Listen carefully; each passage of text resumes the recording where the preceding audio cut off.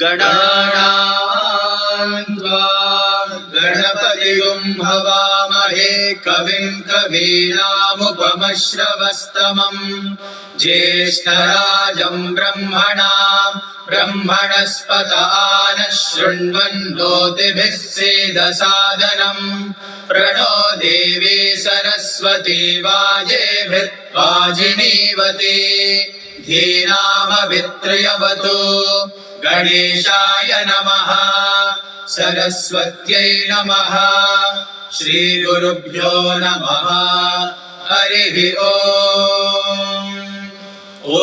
नमो भगवते रुद्राय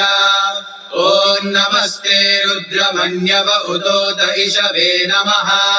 नमस्ते अस्तु धन्वने बाहुभ्यामुदते नमः या